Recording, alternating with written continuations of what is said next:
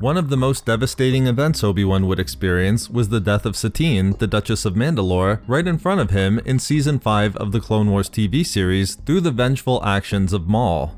The Clone Wars TV series provided a number of examples demonstrating how close Obi-Wan and Satine were, stemming from their efforts together in the Mandalorian Civil War. In fact, as seen in the new collection of short stories released today in the Clone Wars Stories of Light and Dark, Obi-Wan confirms that had Satine asked him to, he would have left the Jedi Order for her. Therefore, in the short story entitled Kenobi's Shadow, which provides us with the perspective of Obi-Wan during the events of the Season 5 episode The Lawless, we get to see exactly what Obi-Wan thought after Satine was killed by Maul. And unsurprisingly, given how close Obi-Wan and Satine were, Obi-Wan would be impacted so significantly, he was overcome with an anger and rage that threatened to completely burn away his Jedi restraint, experiencing a vision of the brutal actions he wanted to take against Maul and anyone who contributed to Satine's death. As seen within the short story, the rage Obi-Wan would experience after Maul killed Satine wasn't surprising. Leading up to that event, Obi-Wan recognized that he was bitter and frustrated with the Jedi High Council's decision not to send help to Mandalore and Satine when she requested it. Even before he left for Mandalore, when they discussed the Council's refusal of Obi-Wan's request for the Jedi to help her with Anakin, a flash of anger was experienced by Obi-Wan, causing concern for him. When Obi-Wan and Anakin's discussion ended, with Obi-Wan obtaining the ship he needed to get to Mandalore, before leaving, he felt and recognized something. A shadow, which Obi-Wan believed represented the fear he had for Satine, and the anger he had regarding the Council's unwillingness to help her. With Obi-Wan experiencing all of these powerful emotions even before leaving for Mandalore, it's not surprising to see the reaction Obi-Wan had following Satine's death. But even then, the magnitude of his rage and fury, and just how close he came to the dark side of the Force is still remarkable, considering what we know about Obi-Wan. After Obi-Wan and Satine failed to escape from the planet, instead captured by Maul and brought into the Mandalorian throne room, even though Maul could recognize Obi-Wan's obvious fear and anger, which is expressed within the TV series, Obi-Wan still believed he could save Satine.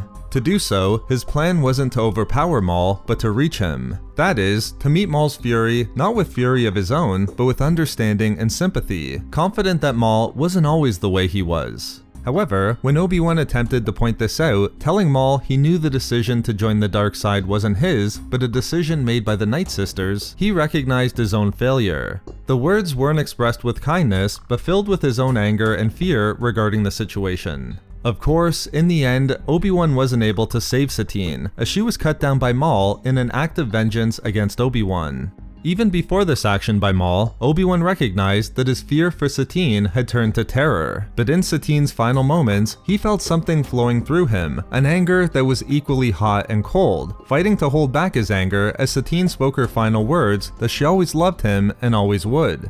Upon her death, Obi-Wan was overcome with the same sorrow he felt when Maul killed Qui-Gon Jinn. But even then, it was different, with Obi-Wan understanding that there was something else there as well, something that was dangerous. He thought of everything that Satine had achieved in her life, but also what she still had left to achieve, and which could now never occur. In a single act, Maul had taken all of that away from her, and as seen by Obi-Wan, extinguished a light in the universe. It was an action that was the true definition of the dark side, and an action that caused Obi-Wan to burn with rage.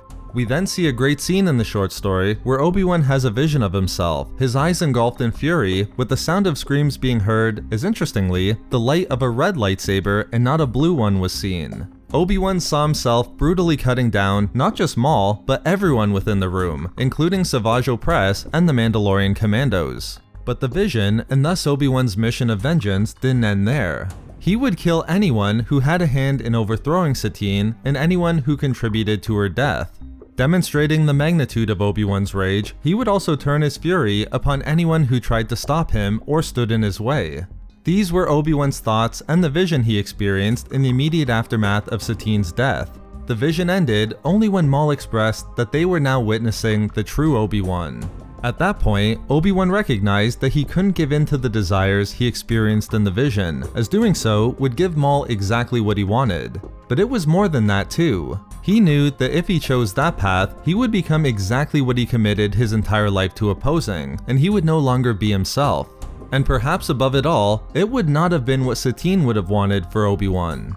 With that, Obi-Wan let go of his rage, telling Maul he couldn't win that way. But as the short story made clear, only Obi-Wan knew the victory he just accomplished, and the pain that went along with it.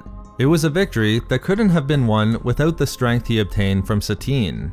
It's a great story, and was one of the first ones I turned to, hoping we would see a description of Obi-Wan's thoughts in this moment, and it was very well written. I'm going to get through the remaining stories in the next few days, but if you're reading them, let me know which ones you enjoyed most, or the ones you're most looking forward to. Thank you very much for watching, everyone, and as always, may the Force be with you.